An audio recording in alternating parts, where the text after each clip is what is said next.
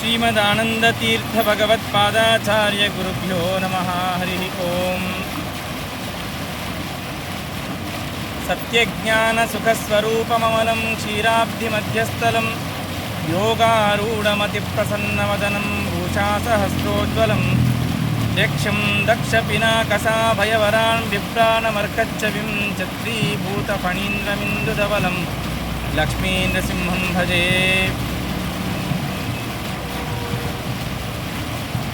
ನಾರಾಯಣಾದಿಶತರೂಪ ಸಹಸ್ರರೂಪ ವಿಶ್ವಾದಿನಾ ಸುಬಹುರೂಪ ಪರಾದಿನಾ ಚ ದಿವ್ಯಾಜಿತಾದ್ಯಮಿತರೂಪ ಸುವಿಶ್ವರೂಪ ವಾಸಿಷ್ಠ ಕೃಷ್ಣ ಮಮ ದೇಹಿ ಕರಾವಲಂಬಂ. ಶ್ರೀ ಗುರುಭ್ಯೋ ನಮಃ. ಹರಿ ಓಂ. ನರಸಿಂಹದೇವರ ಮಹಿಮೆಯನ್ನು ಒಂದೆರಡೇ ನಿಮಿಷ ಹೇಳಬೇಕಂತೇಳಿ ಬಯಸ್ತೀನಿ. ನರಸಿಂಹದೇವರು ಎಂತಹವರು ಅಂಥೇಳಿ ಶ್ರೀಮದಾಚಾರ್ಯರು ವರ್ಣನೆ ಮಾಡಿರುವಂತಹ ನಖಸ್ತುತಿ, ಏನು ವಾಯುಸ್ತುತಿಗಿಂತಲೂ ಪೂರ್ವದಲ್ಲಿ ಬರುತ್ತದಲ್ಲ, ಅಲ್ಲಿ ನರಸಿಂಹದೇವರ ಬಗ್ಗೆ ಎರಡನೆಯ ಶ್ಲೋಕದಲ್ಲಿ ಅತ್ಯದ್ಭುತವಾಗಿ ಇನ್ನೊಂದು ವರ್ಣನೆಯನ್ನು ಮಾಡಿದ್ದಾರೆ. ಏನಂತಂದರೆ, ಲಕ್ಷ್ಮೀಕಾಂತ ಸಮಂತತೋ ವಿಕಲಯನ್ ನೈವೇಶಿತುಸ್ತೆ ಸಮಂ ಪಶ್ಯಾಂ ಯುತ್ತಮ ವಸ್ತುದೂರತರತೋ ಪಾಸ್ತಂ ರಸೋಯೋಷ್ಟಮಃ ಯತ್ರೋಷೋತ್ಕರ ದಕ್ಷ ನೇತ್ರ ಕುಟಿಲ ಪ್ರಾಂತೋತ್ಥಿತಾಗ್ನಿ ಸ್ಫುರತ್ಖದ್ಯೋತೋಪಮ ವಿಸ್ಫುಲಿಂಗ ಭಸಿತಾಃ ಬ್ರಹ್ಮೇಶ ಚಕ್ರೋತ್ಕರಾಃ. ಶ್ರೀಮದಾಚಾರ್ಯರು ಏನು ಹೇಳ್ತಾ ಇದ್ದಾರೆ ಅಂತಂದರೆ, ಹೇ ಲಕ್ಷ್ಮೀಕಾಂತ, ಲಕ್ಷ್ಮೀರಮಣನಾಗಿರುವಂತಹ ನಾರಸಿಂಹನೇ, ಎಂತಹವನು ನೀನು ಅಂತಂದರೆ, ಸಮಂತತೋ ವಿಕಲಯನ್ ನೈವೇಶಿತು ನೈವ ಈಶಿತು ತೇ ಸಮಂ ಪಶ್ಯಾಮಿ. ಇಡೀ ಬ್ರಹ್ಮಾಂಡದಲ್ಲಿ ಅಣುಗಳಲ್ಲಿ ಕೂಡ ಪ್ರತಿಯೊಬ್ಬ ಪುರುಷರಲ್ಲಿಯೂ ಕೂಡ ನಾನು ಒಳಗೆ ಹೋಗಿ ಮತ್ತೆ ನೋಡಿದ್ದೇನೆ. ನಾನು ಎಲ್ಲಿಯೂ ಕೂಡ ನಿನಗೆ ಸಮರಾಗಿರುವಂತಹವರನ್ನು ನಾನು ಕಂಡೇ ಇಲ್ಲ ಸ್ವಾಮಿ. ಈ ಮಾತು ಹೇಳಲಿಕ್ಕೆ ಯೋಗ್ಯತೆ, ಧೈರ್ಯ ಏನಾದರೂ ಇತ್ತು ಅಂತಂದರೆ ಅದು ವಾಯುದೇವರಿಗೆ ಮಾತ್ರ ಇದೆ. ಇದರಿಂದನೇ ತಿಳಿದು ಬರುತ್ತದೆ ಮಧ್ವಾಚಾರ್ಯರೇ ವಾಯುದೇವರು ಅಂತ ಹೇಳಿ. ಯಾಕೆ ಅಂತಂದರೆ, ಪ್ರತಿಯೊಬ್ಬ ಮನುಷ್ಯನಲ್ಲಿ ದೂರಿ ಮತ್ತು ನೋಡುವಂತಹವರು ವಾಯುದೇವರೇ. ಭಗವಂತನ ವಿಷಯದಲ್ಲಿ ಎಲ್ಲ ಬಿಟ್ಟು, ಲಕ್ಷ್ಮೀದೇವಿಯ ವಿಷಯ ಬಿಟ್ಟು ಈ ಎಲ್ಲ ವಿಷಯಗಳಲ್ಲಿಯೂ ಕೂಡ ವಿಶಿಷ್ಟವಾಗಿರುವಂತಹ ಜ್ಞಾನ ಇರುವಂತಹವರು ವಾಯುದೇವರು ಮಾತ್ರನೇ. ಆದ್ದರಿಂದಾಗಿ ಈ ಮಾತು ಹೇಳಲಿಕ್ಕೆ ಸಾಧ್ಯ ಇದ್ದಿದ್ದು ವಾಯುದೇವರಿಗೆ ಮಾತ್ರ. ಇಂತಹದ್ದು ಮಧ್ವಾಚಾರ್ಯರು ಹೇಳ್ತಾ ಇದ್ದಾರೆ ಅಂತಂದರೆ ವಾಯುದೇವರೇ ಮಧ್ವಾಚಾರ್ಯರಂತ ಅನ್ನೋದರಲ್ಲಿ ವಿಷಯದಲ್ಲಿ ಯಾವ ಒಂದು ಸಂಶಯವಿಲ್ಲ.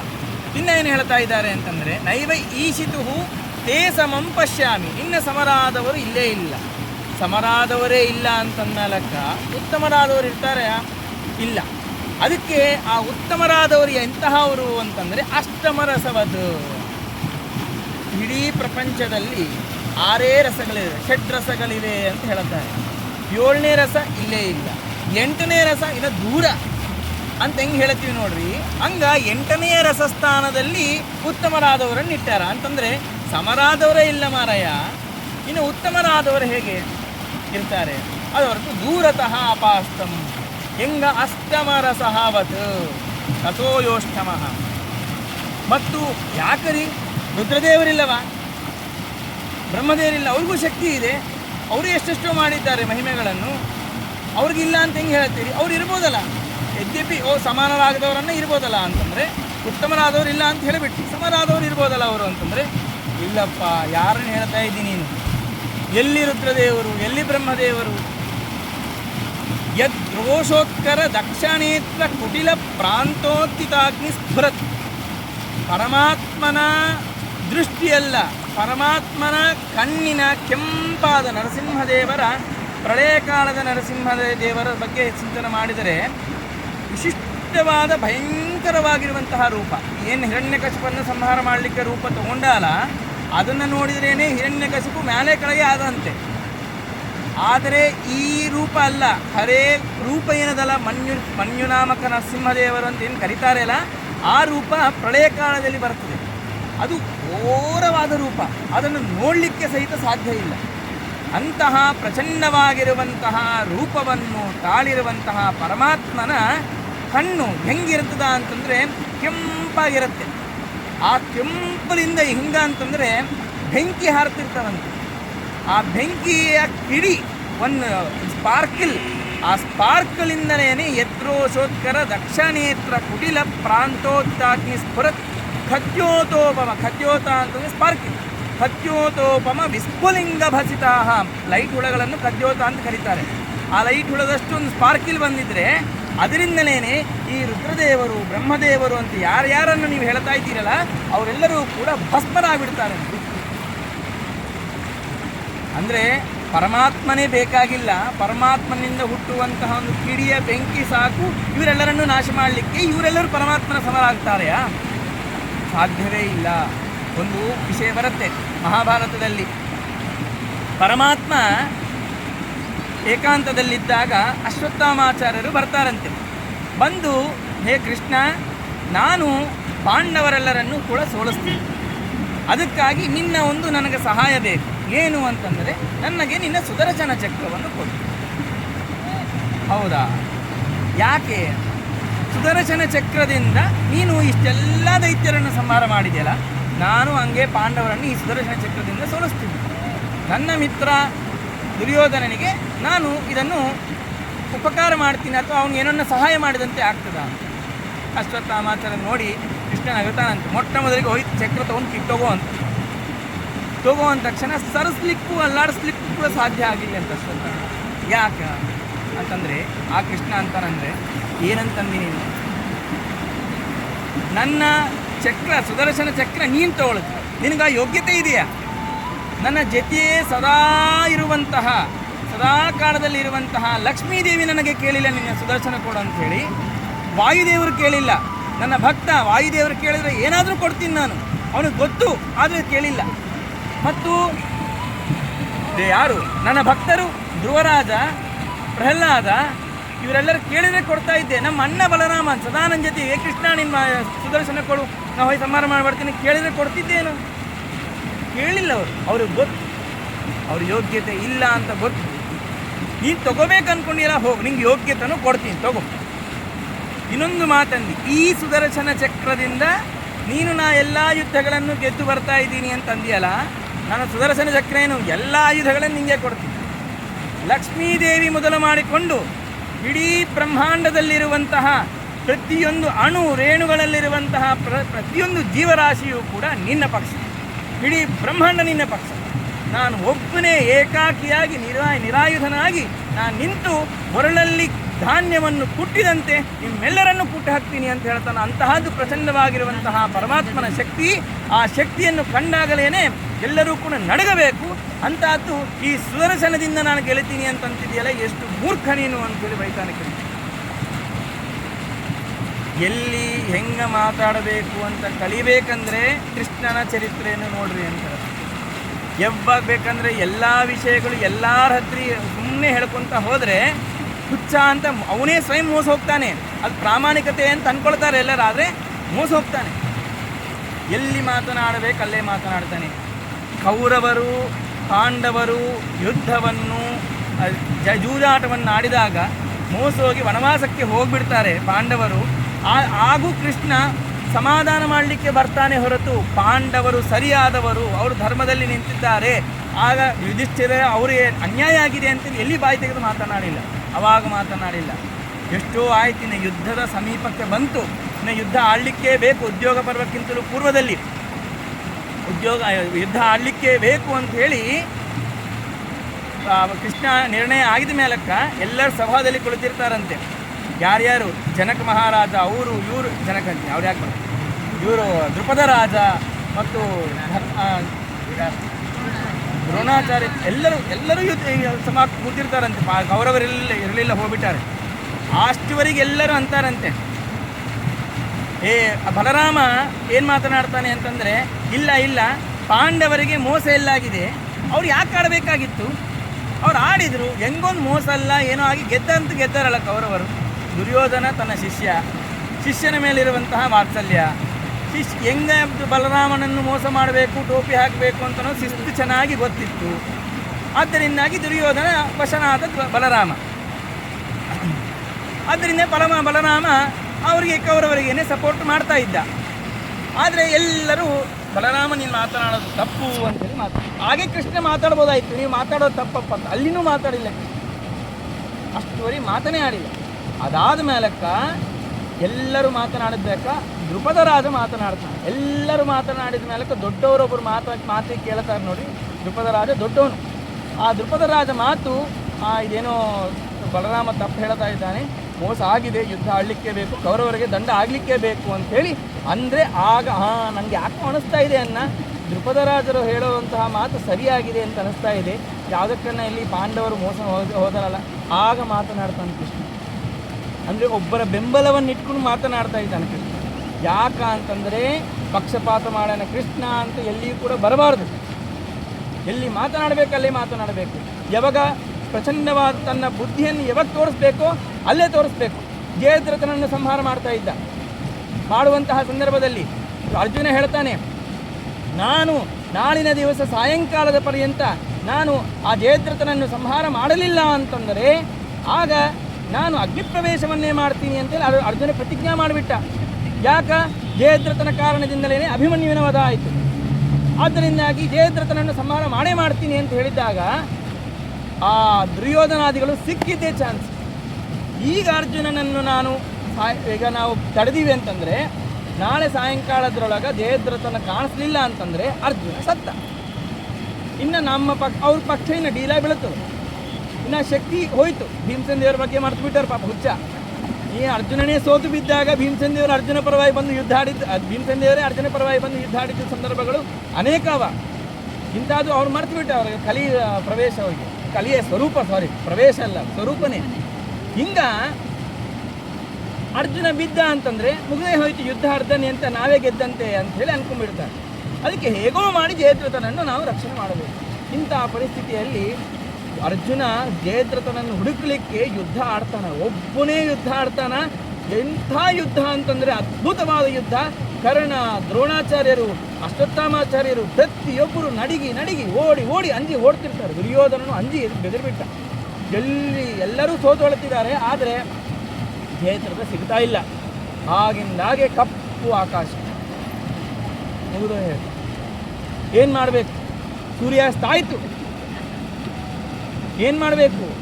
ಆಗ ದುರ್ಯೋಧನ ನಗುತ್ತಾನೆ, ಅರ್ಜುನ ನೀನು ಪ್ರತಿಜ್ಞಾ ಮಾಡಿದಿ, ನೀನು ಸೋತು ಹೋಗ್ಬಿಟ್ಟಿದ್ದಿ, ಈಗೇನೆ ಅಗ್ನಿ ಪ್ರವೇಶವನ್ನು ಮಾಡಬೇಕು ಅಂತ ಹೇಳಿ ಅಂದಾಗ ಭಗವಂತನ ಹತ್ರ ನೋಡ್ತಾನೆ, ಕೃಷ್ಣನ ಹತ್ರ. ಕೃಷ್ಣ ಇದೇ ನಿನ್ನ ಇಚ್ಛೆ ಇತ್ತು ಅಂತಾದರೆ ಈಗೇನೆ ಅಗ್ನಿ ಪ್ರವೇಶ ಮಾಡಲಿಕ್ಕೆ ಸಿದ್ಧ ಅಂಥೇಳಿ ರಥ ಇಳಿದೇ ಬಿಡ್ತಾನೆ.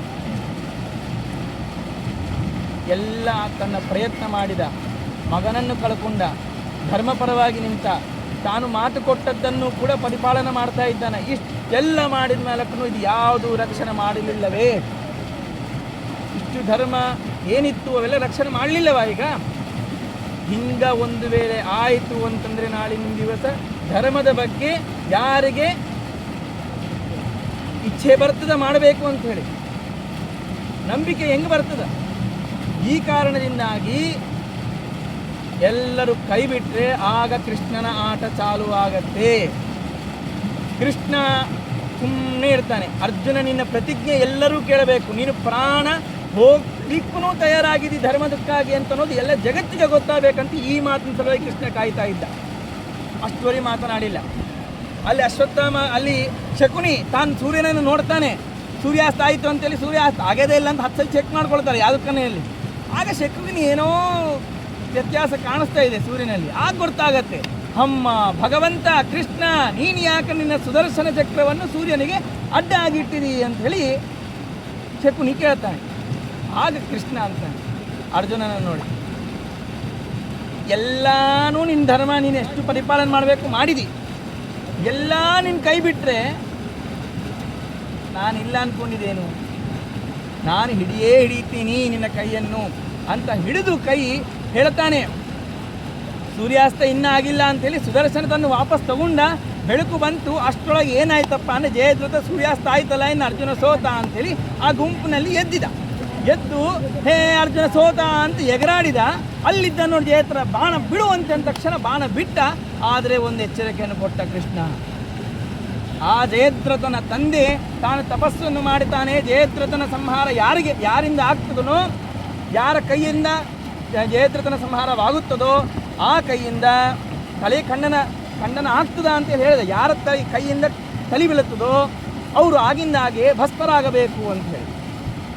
ಆಗ ಕೃಷ್ಣ ಬಾಣ ಬಿಡ್ತಾ ಇರುವಂತಹ ಸಂದರ್ಭದಲ್ಲಿ ಅಲ್ಲಿ ಜಯದ್ರಥನ ತಂದೆ ಅರ್ಘ್ಯವನ್ನು ಬಿಡ್ತಾ ಇದ್ದಾನೆ. ಕೃಷ್ಣ ಹೇಳ್ತಾನೆ ಅರ್ಜುನನಿಗೆ, ನೀನು ಬಾಣ ಬಿಡಬೇಕು. ಹೆಂಗ ಬಿಡಬೇಕಂತಂದರೆ ಬಾಣ ಹೋಗಿ ಕುತ್ತಿಗೆಗೆ ತಾಕಿ ರುಂಡ ಕತ್ತಿರಿಸಿಕೊಂಡು ಹೋಗಿ ಅವರ ತಂದೆಯ ಕೈಯಲ್ಲಿ ಬಿಡಬೇಕು, ಹಾಗೇನೆ ನೀನು ಯುದ್ಧ ಗೆದ್ದಂತೆ ಅಂತಂದನೆ ಕೃಷ್ಣ ಹೇಳಿದ. ಹಂಗ ಬಿಟ್ಟ ಹೋಗಿ ಜಯದ್ರಥನ ತಂದೆಯ ಕೈಯಲ್ಲಿ ಬಿತ್ತು. ಅಲ್ಲಿ ಜಯದ್ರಥ ಕೈಯಿಂದ ಆ ತಂದೆಯ ಕೈಯಿಂದ ಜಯದ್ರಥನ ಶಿರ ಬಿತ್ತು. ಅವನೇ ಸ್ವಯಂ ತಂದೆನೇ ಭಸ್ಮನಾದ. ಅಂದರೆ ಒಂದು ವೇಳೆ ಕೃಷ್ಣ ಹೇಳಿರಲಿಲ್ಲ ಅಂತಂದರೆ ಅರ್ಜುನನ ಕಥೆ ಏನಾಗ್ತಿತ್ತು? ಜಯದ್ರಥನನ್ನು ಸಂಹಾರ ಮಾಡಿದರೂ ಕೂಡ ಸಾಯ್ತಿದ್ದ, ಸಂಹಾರ ಮಾಡಿರಲಿಲ್ಲ ಅಂದರೂ ಕೂಡ ಸಾಯ್ತಾರೆ. ಎಷ್ಟು ರಕ್ಷಣೆ ಮಾಡಿದಾನೆ ಕೃಷ್ಣ. ಹೂವ ತರುವರ ಮನೆಗೆ ಹುಲ್ಲ ತರುವ. ಇಷ್ಟು ಪರಮಾತ್ಮನ ಒಂದು ಚಿಂತನೆ ಮಾಡ್ತಾ ಇದ್ದರೆ ಪರಮಾತ್ಮನ ಭಕ್ತರು ಹೇಗಿದ್ದಾರೆ ಅಂತ ಅನ್ನೋದು ತಿಳ್ಕೊಳ್ಬೇಕು. ವಾಯುದೇವರಿಗೆ ಪ್ರಚಂಡವಾಗಿರುವಂತಹ ಒಂದು ಶಕ್ತಿ ಇರಲಿಲ್ಲವಾ? ವಾಯುದೇವರಿಗೆ ಪ್ರಚಂಡವಾದ ಶಕ್ತಿ ಇತ್ತು, ಆದರೆ ಅವರು ಎಂದಿಗೂ ಹೇಳ್ಕೊಳ್ಳಿಲ್ಲ. ಅಲ್ಲೇ ಕೇಳ್ತಾನೆ ಕೃಷ್ಣ, ಧರ್ಮರಾಜನ ಕೇಳ್ತಾನೆ, ಯುದ್ಧವನ್ನು ಆಡಬೇಕೇನಪ್ಪ ಅಂತೇಳಿ. ಧರ್ಮರಾಜ ಅಂತಾನೆ, ಯುದ್ಧವನ್ನು ಯಾಕೆ ಆಡಬೇಕು? ಧರ್ಮಕ್ಕಾಗಿ, ಸಾಧನಕ್ಕಾಗಿ, ಮೋಕ್ಷಕ್ಕಾಗಿ. ಇಲ್ಲೇ ನಿನ್ನ ಧ್ಯಾನವನ್ನು ಸದಾ ಮಾಡ್ಕೊಳ್ತಾ ಇರ್ತೀವಿ, ವನವಾಸವನ್ನು ಮಾಡ್ತಾ. ಆ ರಾಜ್ಯ, ಅದರ ಭಾರ ಅವೆಲ್ಲ ನನಗೆ ಯಾಕ? ಯುದ್ಧ ಬೇಕಾಗೇ ಇಲ್ಲ ಅಂಥೇಳಿ ಧರ್ಮರಾಜ ಅಂತ. ಅದು ಕೃಷ್ಣನಿಗೆ ಇಷ್ಟ ಇಲ್ಲ. ನೆಕ್ಸ್ಟು ಧರ್ಮರಾಜ ಆದ ಮೇಲಕ್ಕೆ ಭೀಮಸೇನ ದೇವರ ಹತ್ರ ಹೋಗಬೇಕು. ಆದರೆ ಭೀಮಸೇನ ದೇವರ ಹತ್ರ ಹೋಗಂಗಿಲ್ಲ, ಅರ್ಜುನನ ಹತ್ರ ಬರ್ತಾನೆ ಕೃಷ್ಣ. ಕೃಷ್ಣ ಏನಪ್ಪ ಅರ್ಜುನ, ಕೃಷ್ಣ ಏನಪ್ಪ ಅರ್ಜುನ, ಯುದ್ಧವನ್ನು ಆಡಬೇಕಾ? ಯುದ್ಧವನ್ನು ನೀ ಹೆಂಗಂತಿ ಹಂಗ. ನೀನು ಯುದ್ಧವನ್ನು ಆಡಮ ಅಂತಂದರೆ ಆಡಲಿಕ್ಕೆ ತಯಾರು, ಬೇಡ ಅಂದರೆ ಬಿಡಲಿಕ್ಕೂ ತಯಾರು. ಇದು ಕೂಡ ದೇವರಿಗೆ ಅಷ್ಟು ಇಚ್ಛೆ ಆಗಲಿಲ್ಲ. ಯಾಕೆ? ಧರ್ಮದ ಜಯ ಆಗಬೇಕು, ಯುದ್ಧ ಆಗಲಿಕ್ಕೆ ಬೇಕು. ಇದು ಗೊತ್ತಿದ್ದವರು ಯಾರು? ಭಗವಂತನ ಮನಸ್ಸನ್ನು ಅರ್ಥ ಮಾಡಿಕೊಂಡಿರುವಂತಹವರು ಭೀಮಸೇನ ದೇವರೇ. ಭೀಮಸೇನ ದೇವರಿಗೆ ಕೇಳುವ ಪ್ರಶ್ನದ ರೀತಿನೇ ಬೇರೆ. ಮತ್ತು ಅಣ್ಣಂದ್ರೇನೋ ತಮ್ಮಂದ್ರೇನೋ ಬೇಡ ಅಂತ ಇದ್ದಾರೆ ಭೀಮಸೇನ ಯುದ್ಧ. ಮತ್ತು ನೀನೇನಂತೀವಿ? ಬೇಡಲ್ಲ ಯುದ್ಧ ಅಂತ ಕೇಳ್ತಾನೆ. ಕೃಷ್ಣ ಅಂಥೇಳಿ ಜೋರಾಗಿ ಓದಿರ್ತಾನೆ ಭೀಮಸೇನ ದೇವರು. ಏನು ನನಗೆ ಶಕ್ತಿ ಇಲ್ಲ ಅಂದ್ಕೊಂಡಿದೆಯಾ ಯುದ್ಧ ಆಡಲಿಕ್ಕೆ? ಇಡೀ ಬ್ರಹ್ಮಾಂಡವನ್ನು ಎರಡು ತುಂಡನ್ನಾಗಿ ಮಾಡಿ ನಾನು ಸೆಲ್ಲಂ ಬಾರಿಸಿದಂತೆ ಬಾರಿಸ್ತೀನಿ, ಅಷ್ಟು ಶಕ್ತಿ ನಂದು ಅಂತಂದರೆ ಆಗ ಕೃಷ್ಣ ಅಂತಾನೆ, ನಿಂಗೆ ಅಷ್ಟೇ ಶಕ್ತಿ ಅಂತ ತಿಳಿದೆಯಾ? ನಿನ್ನ ಶಕ್ತಿ ಏನೋ ನನಗೆ ಗೊತ್ತು ಅಂತ ಹೇಳ್ತಾನೆ. ಅದು ವಾಯುದೇವ್ರಿಗೆ ಗೊತ್ತಿಲ್ಲನಾ? ಅವ್ರು ಹೇಳ್ಬೋದಾಗಿತ್ತು. ಸುಮ್ಮನೆ ಬ್ರಹ್ಮಾಂಡ ಸಣ್ಣ ತಗೊಂಡಾರಷ್ಟೇ ಅವರು. ಯಾಕೆ ಅಂತಂದರೆ ನಮ್ಮ ಗುಣಗಾನವನ್ನು ನಾವು ಎಂದಿಗೂ ಮಾಡಿಕೊಳ್ಳಬಾರದು. ಭಗವಂತನ ಬಾಯಿಂದ ಬಂದ್ರೇ ಅದು ಗುಣ ಆಗತ್ತೆ. ಇದು ಭೀಮಸೇನ ದೇವರು ತಿಳಿದವರು. ರಾವಣಾಸುರನನ್ನು ಸಂಹಾರ ಮಾಡೋದು ಎಷ್ಟೊತ್ತು? ಮುಷ್ಟಿ ಪ್ರಹಾರಂ ದಶಕಾಯ ಸೀತಾ ಸಂತರ್ಜನಾಗ್ಯೋತ, ಅದು ಬಂದೇ ಬರುತ್ತೆ. ಮುಷ್ಟಿ ಪ್ರಹಾರವನ್ನು ಮಾಡಿದ್ರೆ ಎದಿ ಸೀಳ್ಕೊಂಡು ರಕ್ತ ಕಕ್ಕೊಂಡು ಬಿದ್ದಂತೆ ರಾವಣಾಸುರ. ಭೀಮಸೇನ ವಾಯುದೇವರು ಆದರೆ ಸಂಹಾರ ಮಾಡಲಿಲ್ಲ. ಯಾಕೆ? ನನ್ನ ಸ್ವಾಮಿ ಬಂದು ಸಾಯಿಸ್ತಾನೆ ಅಂತೆ. ಎಲ್ಲಿ ಹೆಂಗೆ ಇರಬೇಕು ಭಗವದ್ಭಕ್ತರಿಗೆ ಗೊತ್ತು. ಮತ್ತು ಇಲ್ಲೇ ಬದರಿಕಾಶ್ರಮದಲ್ಲಿ ಏನೇ ಈ ಮಧ್ವಾಚಾರ್ಯರು ಗೀತಾಭಾಷ್ಯವನ್ನು ಅನುವಾದ ಮಾಡ್ತಾ ಇರುವ ಕಾಲಕ್ಕೆ, ಮಂಗಲಾಚರಣ ಶ್ಲೋಕವನ್ನು ಮಾಡ್ತಾ ಇರೋ ಕಾಲಕ್ಕೆ ಶಕ್ತಿತಃ ಅಂತ ಹೇಳಿ ಪ್ರಯೋಗವನ್ನು ಮಾಡ್ತೇನೆ. ನನ್ನ ಶಕ್ತಿ ಇದ್ದಷ್ಟು ಬರೆದೀನಿ. ಖರೇ ನಿನ್ನ ಶಕ್ತಿ ಇದ್ದಷ್ಟು ಬರೆದ್ರೆ ಏನಾಗ್ತಿತ್ತು? ಪ್ರಪಂಚದಲ್ಲಿ ಯಾರಿಗೂ ಅರ್ಥನೇ ಆಗ್ತಾ ಇರಲಿಲ್ಲ ಅವರ ಶಕ್ತಿ ಅಂತದ್ದು.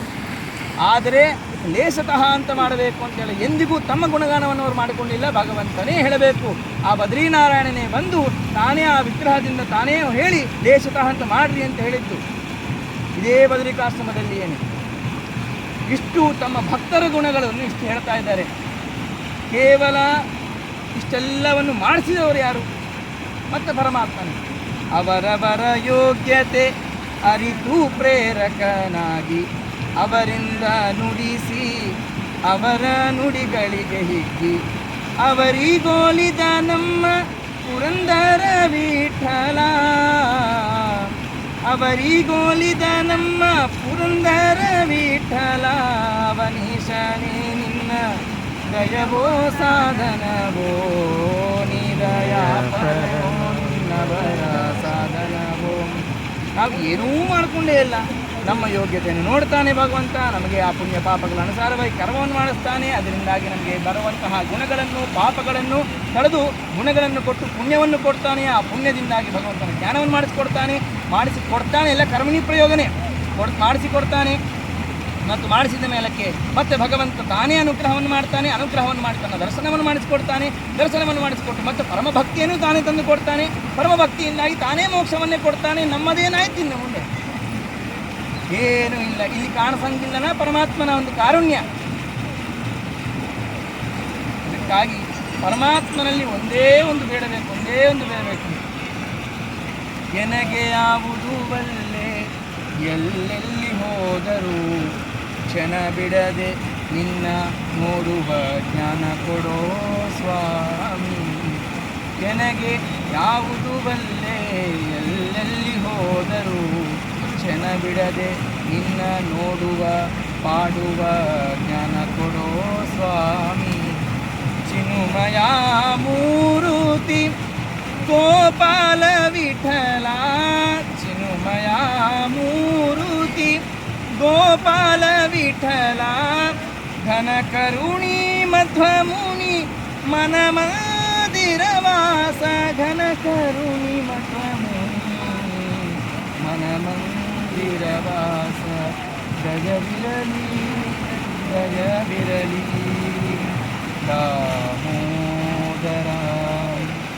ಏನೇನು ಬೇಡ, ಎಲ್ಲಿ ಹೋದರೂ ನಿನ್ನ ನಾಮಸ್ಮರಣೆ, ನಿನ್ನದೊಂದು ಮಹಿಮೆ ಗಣನ ಮಾಡ್ಕೊತ ಶ್ರವಣ ಮಾಡ್ತಾ ನಿಧಿಧ್ಯಾಸನವನ್ನು ಮಾಡ್ತಾ ನಿನ್ನಲ್ಲಿಯೇ ನನ್ನ ಮನಸ್ಸನ್ನು, ನನ್ನ ಶರೀರವನ್ನು, ನನ್ನ ಎಲ್ಲ ಇಂದ್ರಿಯಗಳು ಕಳಿಬೇಕು ಅಂತ ಹೇಳಿ ಪ್ರಾರ್ಥನೆ ಮಾಡ್ತಾ ಇದ್ದಾರೆ ಪರಮಾತ್ಮನನ್ನು.